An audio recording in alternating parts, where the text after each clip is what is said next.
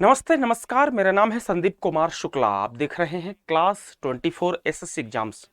तस्वीर में बाबा खाटू श्याम जी हैं और पूरे हिंदुस्तान में ही नहीं पूरी दुनिया में अपनी मान्यता है। इनके तेज की, इनकी पराक्रम की, इनकी जो विजय गाथा है उनकी मान्यता है। बहुत श्रद्धा से, बहुत प्रेम के साथ इनकी पूजा की जाती है, अर्चना की जाती है।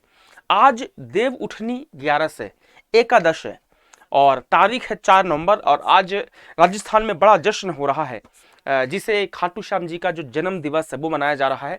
रिंगस जंक्शन है राजस्थान में, रिंगस एक जगह है, वहां से 18 किलोमीटर दूर बाबा खाटू श्याम विराजमान है। बड़ी मात्रा में लोग जाते हैं। अगर मैं संख्या बताऊं तो शायद 5 से 10 लाख लोग लगभग इकट्ठा होंगे। इतना ही जगह है, इससे ज्यादा जगह है ही नहीं, वहां पर आप जा ही नहीं सकते। बड़ा बड़ा विशाल मेला लगता है, बहुत विशाल भीड़ होती है यहाँ पर। कौन है बाबा खाटू श्याम जी, इनके बारे में जानना जरूरी है, आपको मालूम होना चाहिए। एक हिंदुस्तानी होने के नाते, एक या हिंदू होने के नाते, एक इंसान होने के नाते आपको मालूम होना चाहिए कि बाबा खाटू श्याम जी हैं कौन। चलिए इतिहास में चलते हैं। इनका जो इतिहास देखने को मिलता है वो देखने को मिलता है महाभारत से। महाभारत में जब पांडव, 5 पांडव जो हैं, जो कुंती पुत्र पांडव हैं, जब वो महाभारत में जब वनवास होता है तो जब वन में जाते हैं तो वन में जाते समय एक महिला है जिनका नाम है हिडिंबा। हिडिंबा से भीम की शादी होती है माता कुंती के आदेश पर। तो भीम की जब हिडिंबा से शादी होती है तो उनके एक बेटा होता है जिसका नाम है घटोत्कच। आपने नाम सुना होगा, घटोत्कच बहुत पावरफुल थे। महाभारत के युद्ध में उन्होंने पार्टिसिपेट किया था। और घटोत्कच का जो विवाह है वो होता है मौरवी के साथ में और उनके एक बच्चा पैदा होता है, बेटा होता है, जिसके बाल शेर के जैसे घुंघराले थे, बब्बर शेर के जैसे। तो वो बब्बर शेर के आधार पर बर्बरीक उनका नाम रखा जाता है। बर्बरीक बहुत बहुत विशाल पराक्रमी थे और माता के भक्त थे और माता ने इन्हें आशीर्वाद दिया था और 3 आशीर्वाद दिया था कि ये किसी भी लक्ष्य को भेद सकते हैं और उनका तीर वापस आ सकता है। विशाल पराक्रमी थे। अब हम चलते हैं महाभारत के युद्ध की ओर। जब महाभारत का युद्ध पांडवों और कौरवों के बीच में लड़ा जा रहा था तो पूरी दुनिया में हाहाकार से कि पांडवों और कौरवों के बीच में महाभारत का युद्ध हो रहा है। जितने बड़े बड़े विशाल पराक्रमी थे सब उसमें पार्टिसिपेट कर रहे थे। उसमें बर्बरीक भी जाते हैं शामिल होने के लिए।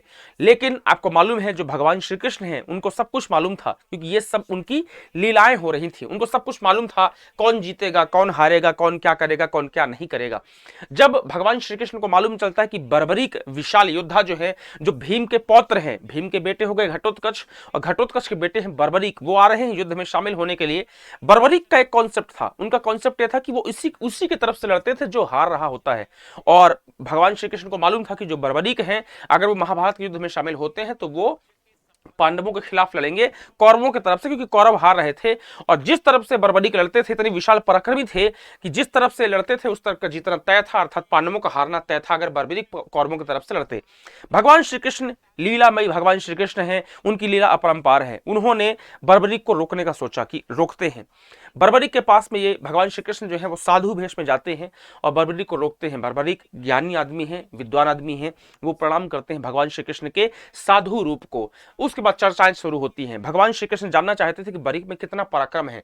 उन्होंने एक नॉर्मल डिस्कशन किया, नॉर्मल चर्चा किया और चर्चा करने के बाद जब शक्ति प्रदर्शन की बात आई तो भगवान श्री कृष्ण ने कहा कि अगर आप इतने शक्तिशाली हैं, बर्बरीक को कहा, तो एक काम कीजिए, सामने एक पेड़ लगा था, बोले पेड़ में एक काम कीजिए, पेड़ में जितनी पत्तियां हैं क्या तुम एक तीर से सभी में छेद कर सकते हो? बर्बरीक ने कहा बिल्कुल कर सकता हूं। बस था क्या, बर्बरीक ने तीर उठाया।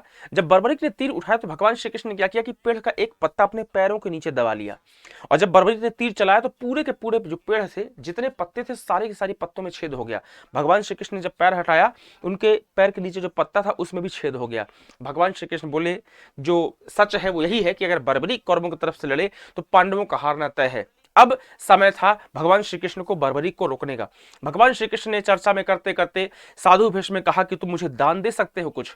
बर्बरीक तो दानी विशाल ज्ञानी आदमी है, उन्होंने कहा बिल्कुल आप जो मांगेंगे मैं आपको दूंगा।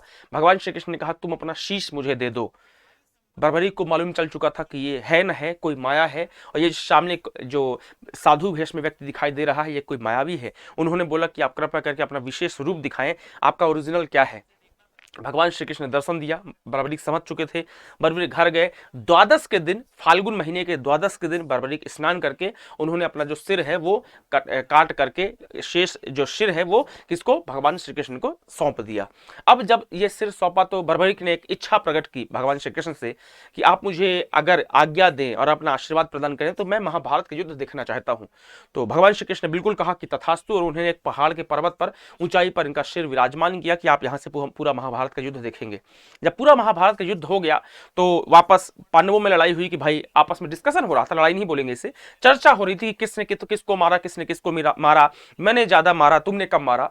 तो भगवान श्री कृष्ण बोले काम कीजिए, जो बर्बरीक है उनके पास चलते हैं, उन्होंने पूरा युद्ध देखा हुआ है, उनसे चर्चा करते हैं, वो बताएंगे कि कौन है जिसने सबसे ज्यादा युद्ध, बड़ा युद्ध था, किसने किसको मारा।